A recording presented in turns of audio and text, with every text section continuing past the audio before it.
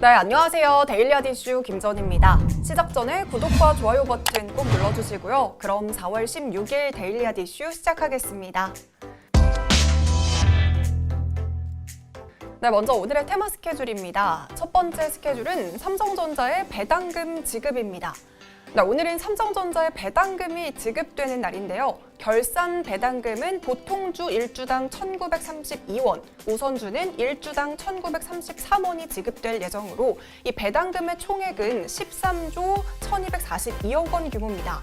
이번 배당금은 2018년에서 20년 주주 환원 정책에 따른 잔여 재원이 발생해서 특별 배당금 성격의 1,578원을 더하여 실시된 것으로 알려졌습니다. 네, 두 번째 스케줄은 동성화학의 상장 폐지입니다. 동성화학이 주식회사 동성코퍼레이션으로 피합병됨에 따라서 2021년 4월 16일 상장 폐지될 예정입니다. 네, 세 번째 스케줄은 LG에너지솔루션과 GM의 미국 배터리 2공장 설립 계획 발표입니다. 현지 시각으로 4월 16일 GM이 LG에너지솔루션과 미국 테네시주 스프링힐의 두 번째 배터리 공장 설립 계획을 공식적으로 발표할 예정입니다. 네, 이번에 새로 지을 배터리 공장은 GM이 2022년부터 스프링힐 인근 조립 공장에서 만들 크로스오버 전기차인 캐딜락 리릴에 탑재될 배터리를 생산될 예정입니다. 네, 지금까지 오늘의 테마 스케줄이었습니다. 네, 이어서 오늘의 주식시장을 들썩이게 한 오늘의 특징주 살펴보겠습니다. 첫 번째 특징주는 쌍용차입니다. 쌍용차가 구사일생으로 상장 폐지는 피했습니다. 한국거래소는 상장 폐지와 관련해서 1년 동안의 개선 기간을 쌍용차에게 부여했는데요. 이에 따라 쌍용차는 올해 사업연도에 대한 감사보고서 제출일까지 상장을 유지하게 됐습니다. 하지만 10년여 만에 이 법정 관리에 다시 돌입하면서 지지부진했던 미국 HAAH 오토모티브 대신 다른 인수자를 찾아야 한다는 또 다른 고민이 생긴 상황입니다. 회생 절차 개시에 따라 법원은 조사위원회의 실사를 통해 쌍용차의 청산과 존속 여부를 결정할 것으로 보입니다. 청산 쪽으로 결론이 나면 쌍용차의 회생 절차는 폐지가 되고요. 채권단에 대한 채무 변제 등을 진행하지만 존속으로 판단되면 채무 조정과 재무구조 개선을 위한 회생 계획안을 마련해서 본격적인 회생 절차를 시작할 수 있습니다.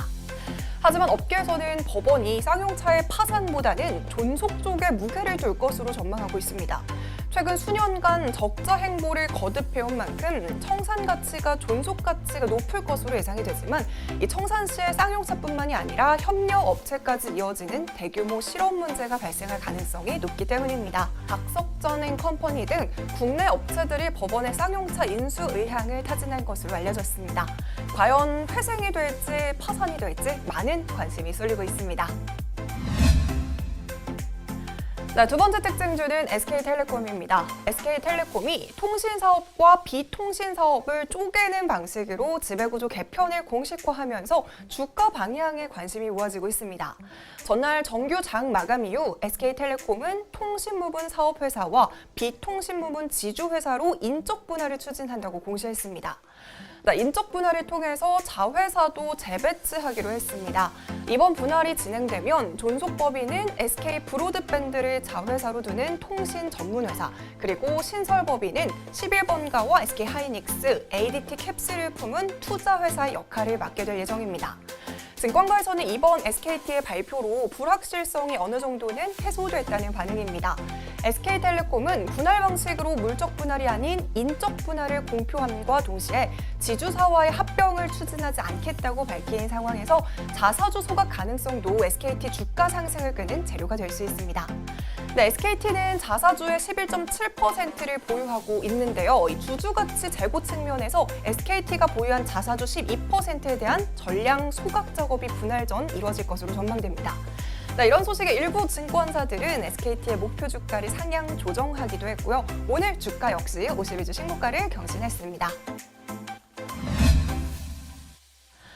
네, 세 번째 특징주는 메디프론입니다. 올해 상반기 내로 모든 질병 체외 진단기기의 선진입 후 평가 제도가 전면 시행된다는 소식에 메디프론이 주목을 받았습니다. 질병 체외 진단기기의 선진입 후 평가 제도는 식품의약품안전처에서 품목 허가를 받은 새로운 의료기기의 조속한 시장 진입을 위해 한시적으로 판매를 허용한 뒤 추후 실적과 제품 평가를 통해 제품의 정상적인 판매를 돕는 제도입니다.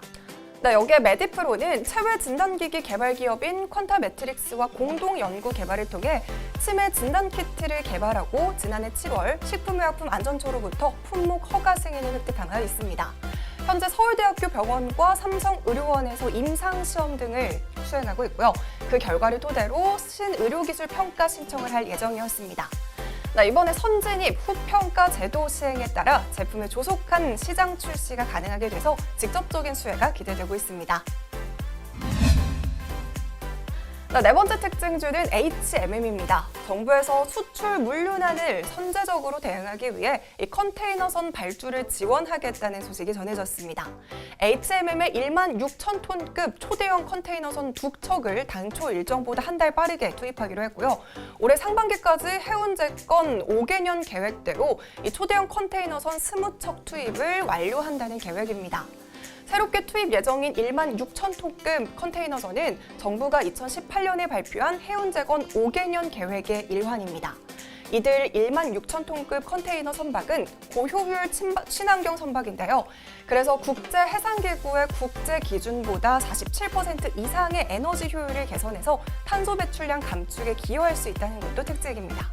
현재 코로나19로 인해서 유럽 주요 항만에서도 채선이 심화되고 선박의 운항기간 증가로 선복 공급이 둔화되고 있습니다.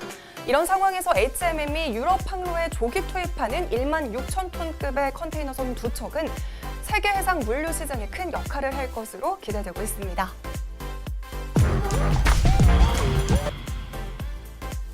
그럼 본격적으로 오늘의 핫이슈 알아보겠습니다. 오늘의 핫이슈는 20조에 도전한다. 카카오뱅크 IPO 본격 시동입니다. 국내 2호 인터넷은행 카카오뱅크가 본격적으로 기업 공개 절차에 들어갔습니다. 금융권에 따르면 카카오뱅크는 전날 한국거래소에 유가증권 시장 상장을 위한 예비 심사를 청구했습니다. 6월에 승인을 거쳐서 빠르면 7월 상장이 가능할 것으로 보입니다. 대표 상장 주관사는 KB증권과 이 크레디트 스위스고요. 시티그룹 글로벌 마켓증권이 공동 주관을 맡았습니다. 시장이 예상하는 몸값은 20조 원 안팎인데요. 이 기준에서 기존 주주 수익률과 흥행을 고려하면 카카오뱅크는 2조에서 3조 원 정도 자금이 조달될 가능성이 추산되고 있습니다. 만약 이 계산대로라면 카카오뱅크의 자기 자본은 5조에서 6조 원으로 커지게 되고요. 시가총액 20조 원을 기준으로 PBR은 3배에서 4배에 이르게 됩니다. 이렇게 카카오뱅크는 영업 개시 4년 만에 금융 매개에서 공룡으로 발돋움할 준비를 하고 있습니다. 젊은 세대들 사이에서는 이 카카오뱅크를 사용하지 않는 인원이 없을 정도로 월간 순 이용자는 1,335만 명으로 뱅킹 앱 중 1위를 차지하고 있고요. 이에 따라서 카카오뱅크는 출범 3년 만에 흑자 전환을 하고 지난해는 무려 8배가 넘는 1,136억 원의 순이익을 거두기도 했습니다. 아무래도 지점 없이 비대면 채널을 활용해서 비용 부담이 기존 은행들에 비해서 훨씬 덜하다고 볼 수 있죠. 카카오뱅크는 자본 조달 이후 기업금융과 주택담보시장에 뛰어들 계획이고요. 연내 비대면 개인 사업자 대출, 내년에는 주택담보대출 상품을 내놓을 것으로 관측되고 있습니다. 오늘 제가 준비한 소식은 여기까지입니다. 여러분 즐거운 주말 보내시고요. 저희는 다음 주 월요일에 다시 찾아뵙도록 하겠습니다.